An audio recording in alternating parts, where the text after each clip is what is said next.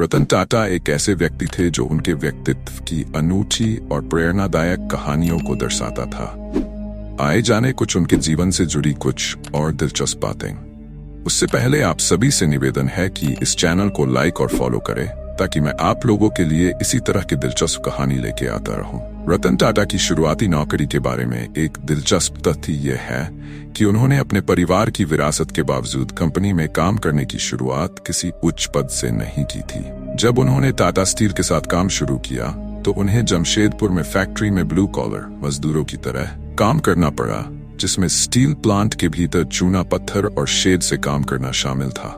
ये उनके नेतृत्व की सादगी और कर्मचारियों के कामकाज को समझने की उनकी क्षमता को दर्शाता है न? कितनी सादगी, इतने बड़े होते हुए भी उन्होंने ये नहीं जताया कि वे इस कंपनी के ओनर है। टाटा नैनो कार का आइडिया उनके सामाजिक दृष्टिकोण से उत्पन्न हुआ था।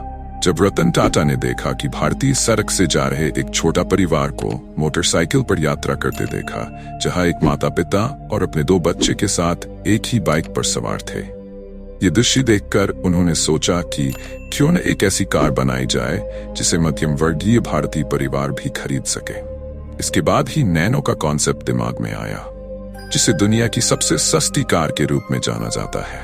रतन टाटा का कुत्तों के प्रति विशेष स्नेह था। उन्हें बचपन से ही कुत्तों से प्यार बहुत था। यही प्यार जीवन भर बना रहा। खासकर मुंबई स्थित टाटा मुख्यालय हाउस में अक्सर आवारा कुत्ते दिखे जाते थे जो वहां शरण लेते थे। रतन टाटा ने 2018 में बॉम्बे हाउस की मरम्मत के दौरान विशेष रूप से कुत्तों के लिए एक अलग डॉग शेल्टर बनवाया था, जहां आवारा कुत्तों के लिए भोजन, पानी और चिकित्सा सेवाएं भी उपलब्ध कराई गई। आज भी उनके होटलों में किसी भी रोड डॉग को अंदर जाने से नहीं रोका जाता है। इसी से पता चलता है कि उनको जानवरों से कितना लगाव था। रतन टाटा अक्सर अपनी असफलताओं के बारे में बात करते थे और उनका मानना था कि असफलताएं सफलता का मार्ग प्रशस्त करती हैं। वे कई बार मान चुके थे कि नैनो कार उनकी एक बड़ी असफलता रही, लेकिन उन्होंने इससे निराश होने की बजाय इससे बहुत कुछ सीखा। उनके लिए असफलता से उबरना और नई चुनौतियों को स्वीकार करना अधिक महत्वपूर्ण समझा। दोस्तों, उनके इस प्रेरणा से हमें ये सीख मिलती है कि जीवन में कितनी भी प्रॉब्लम आए, हमें उन प्रॉब्लमों से डरना नहीं बल्कि उनका डट कर सामना करना चाहिए। रतन टाटा का सबसे बड़ा योगदान यह है कि वे भारतीय युवाओं के लिए एक बड़ी प्रेरणा रहे। उन्होंने अपनी व्यक्तिगत प्रतिष्ठा का कभी प्रचार नहीं किया, बल्कि हमेशा टाटा समूह और भारतीय समाज के हितों को प्राथमिकता दी। कई भारतीय युवा आज भी उनकी सादगी, पारदर्शिता और नैतिकता से प्रभावित होते हैं।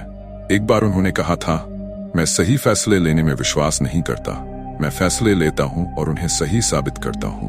यह कथन उनकी सोच और उनके साहसिक नेतृत्व को पूरी तरह से दर्शाता है। एक बार उन्होंने एक इंटरव्यू में कहा था कि उन्होंने जीवन में कभी किसी को जानबूझकर नुकसान नहीं पहुंचाया, चाहे वह व्यक्तिगत जीवन हो या व्यावसायिक। ये सिद्धांत उनके नैतिक दृष्टिकोण को दर्शाता है और उनके लिए मानवता की सेवा सर्वोपरि है।